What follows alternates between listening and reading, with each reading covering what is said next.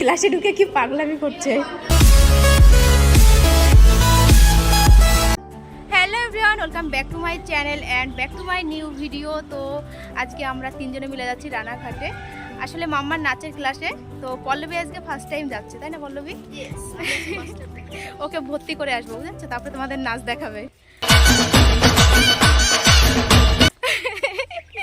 তো এখন আমরা টিকিট কাটবো, ঠিক আছে? দুটো রানাঘাট।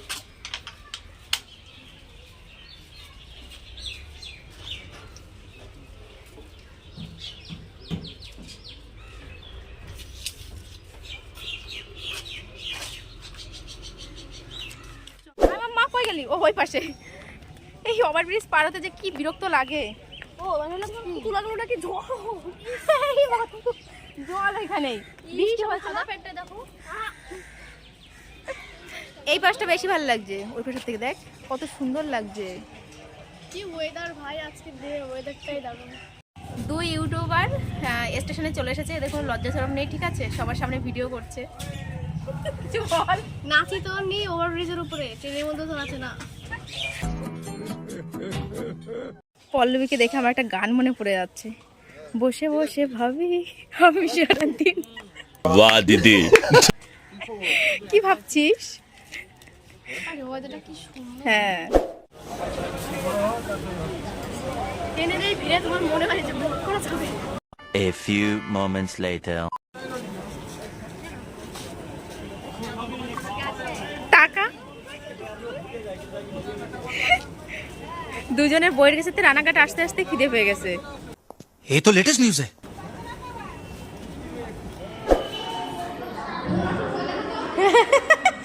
তুই এদিকে আয়, এই আয়, স্যার আসবে এখানে, আয়।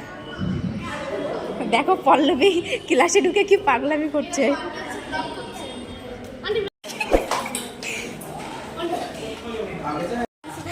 তো গাইস, এখানে একটা অনুষ্ঠান হচ্ছে, ঠিক আছে? আমি আর পল্লবী এখন খেতে ঢুকবো, তাই না পল্লবী? বিরিয়ানি করতে আমরা খাবো, কি বলবো বাবা।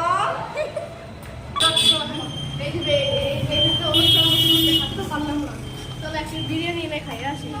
এই দুপুরে তুমি এটা দিবে, টাকাও নাই। मैं गरीब हूँ। দেখ কেউ ধার দেয় নাকি টাকা পয়সা আমাদের। কেমন বুঝে বসে বল কেমন লাগলো ক্লাসটা? চারদিকে ঘুম দেবে রয়েছে। আমি বলছি ক্লাসটা কেমন লাগলো বল। আরে ক্লাস বাদ দাও, ক্লাস দেখতেছিস এত সুন্দর খাবারের জিনিস দেখবো, ভাবতেই পারিনি। ও গাইস দেখো কত সুন্দর জায়গা এখানটা, দেখতে পাচ্ছ? এইখানটা না সন্ধ্যার সময় হেব্বি সুন্দর লাগে।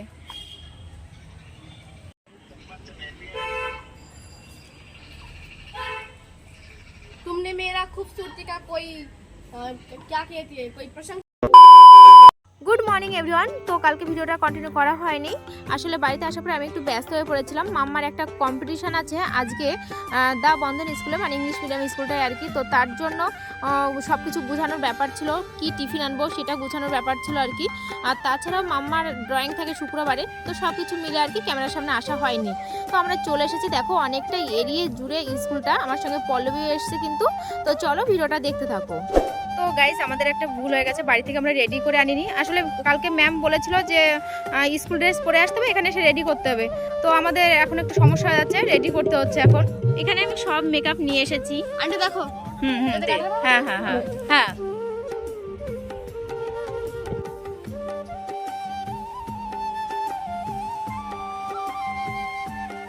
এটা আজকে নাচের জন্য মাম্মার ফাইনাল লুক, আর পুরোটাই কিন্তু পল্লবী সাজিয়েছে, আমি একটুও সাজাইনি আজকে। আর এদিকে পল্লবীর ঘুম পেয়ে গেছে বসে থাকতে থাকতে। প্রথমে এখানে নাচ করানো হচ্ছিল, তারপরে প্রচণ্ড রোদ্দুর উঠেছে, বাচ্চাদের ঘরে নিয়ে যাওয়া হয়েছে কারণ বাচ্চাদের কষ্ট হয়ে যাচ্ছিল। আর তাছাড়াও এক একটা রুমে এক এক ধরনের কম্পিটিশন হচ্ছিল। আজকের অনুষ্ঠানটা কেন হলো, কোন উপলক্ষে হলো কিছুই বুঝতে পারলাম না, শুধু শুধু বাচ্চাদের হয়রানি করলো, তাছাড়া আর কিছু না।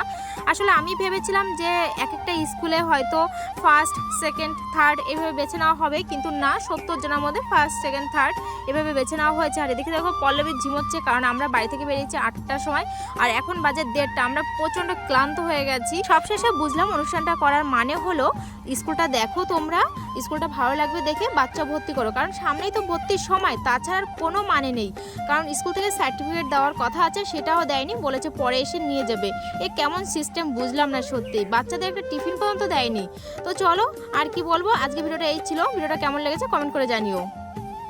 हर बात पे मिलूंगा मैं मरा हुआ नशेड़ियों के साथ में, उस रात में मौजूद था जो तेरा है वजूद, बेटे नाचते